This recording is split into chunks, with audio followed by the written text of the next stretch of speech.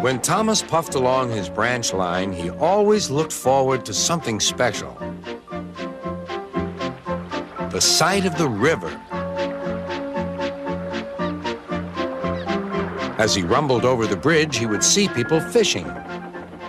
Thomas often wanted to stay and watch, but his driver said no. What would Sir Topham Hatt say if we were late? Every time he met another engine, he would say, "I want to fish." But they all had the same answer. "Engines don't go fishing." Silly stick in the muds, thought Thomas.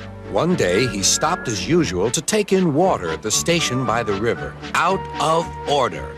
"Bother," said Thomas. "I'm thirsty." "Never mind," said his driver. "We'll get some water from the river."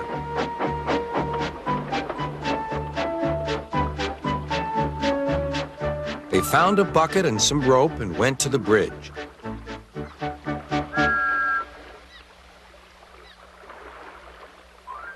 Then the driver let the bucket down to the water. The bucket was old and had 5 holes, so they had to fill it, pull it up, and empty it into Thomas's tank as quickly as they could, several times over.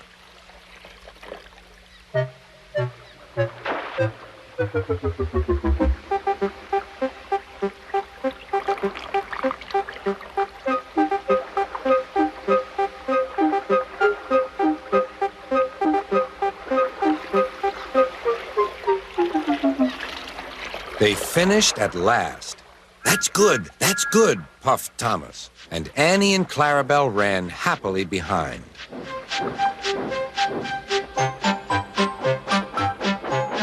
Suddenly, Thomas began to feel a pain in his boiler. Steam began to hiss from his safety valve in an alarming way. "There's too much steam," said his driver. "Oh dear," groaned Thomas. "I'm going to burst, I'm going to burst." They damped down his fire and struggled on. "I've got such a pain, I've got such a pain," Thomas hissed.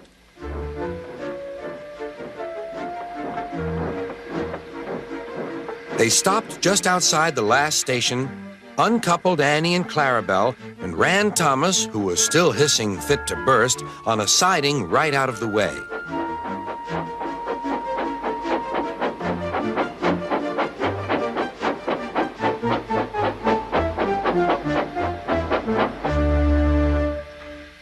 Then, while the conductor telephoned for an engine inspector, the driver found notices in large letters which he hung on Thomas in front and behind. "Danger, keep away."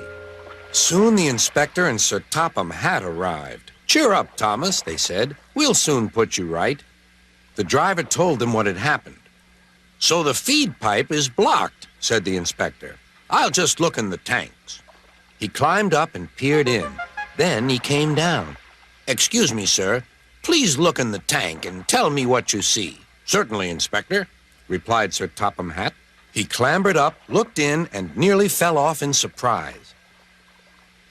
"Inspector," he whispered, "can you see fish?"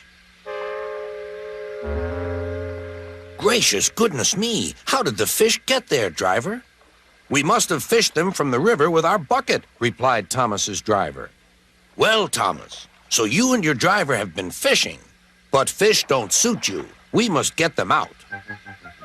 They all took turns at fishing in Thomas's tank, while Sir Topham Hatt looked on and told them how to do it.